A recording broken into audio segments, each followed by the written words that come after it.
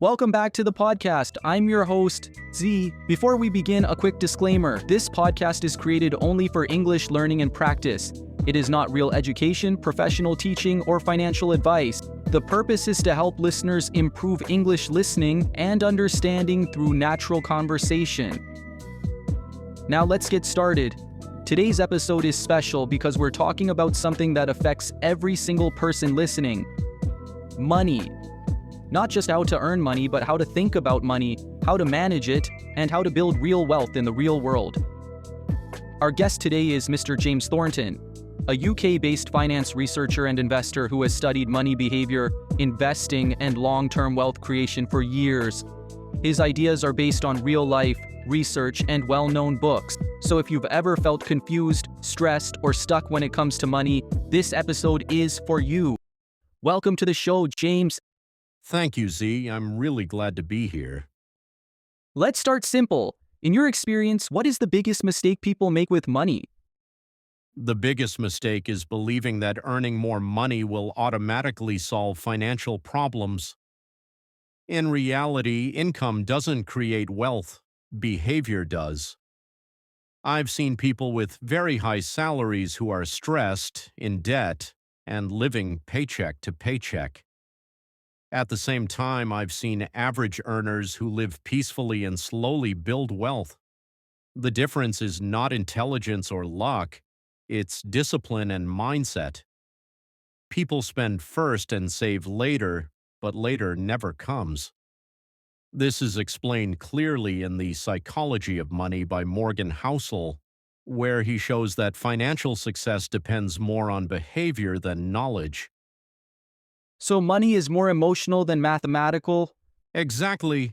Most money decisions are driven by fear, ego, comparison, and impatience, not logic. Many people say budgeting feels restrictive.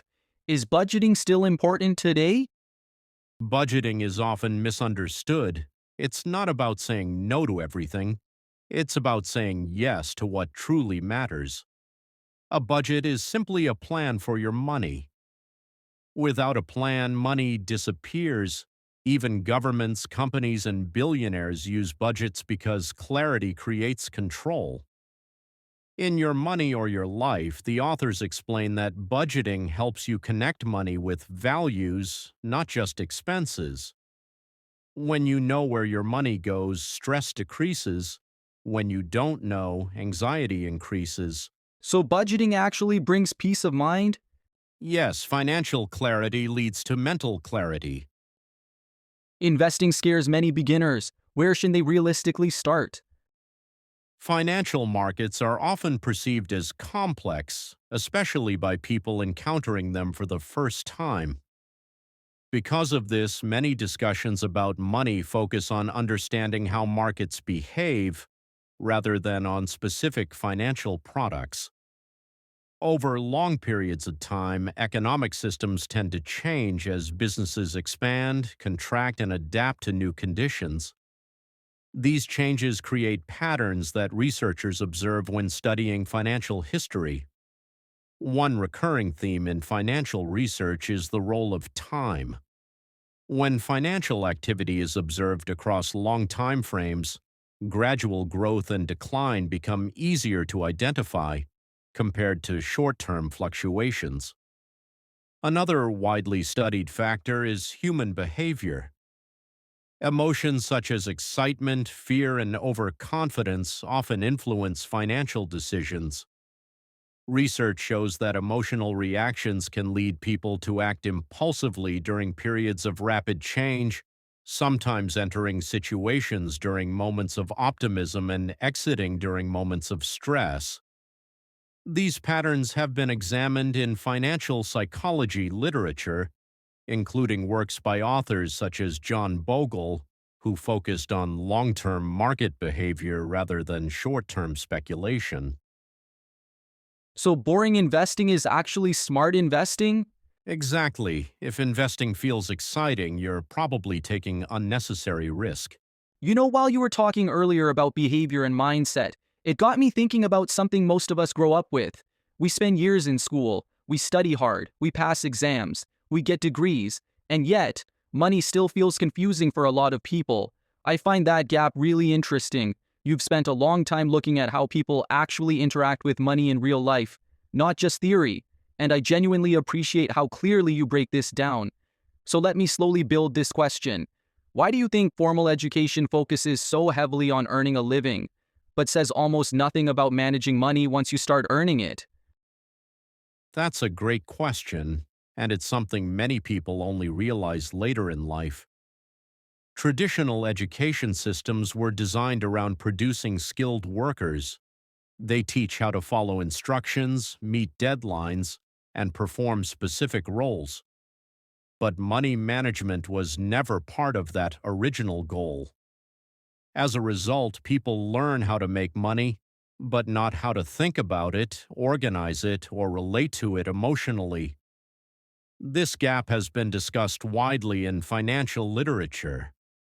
For example, in Rich Dad, Poor Dad, Robert Kiyosaki talks about how financial literacy shapes long-term independence more than academic success alone. So we're trained to earn, but not trained to handle what we earn. Exactly. You know, while you were talking about financial education, something came to my mind, and I think a lot of people listening will relate to this, especially in the age of social media. Everywhere we look, we see people online, expensive cars, luxury watches, first-class flights, and it creates this quiet pressure, like this is what success is supposed to look like. You've spent years studying real financial behavior, not Instagram versions of it, and I really respect that perspective. So let me ask you this. When you look at real wealth in the real world, does it usually look flashy? Honestly, most of the time it doesn't, and that surprises people.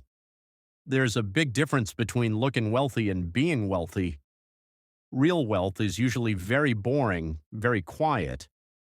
There's a famous line, "Wealth is what you don't see," and research backs this up.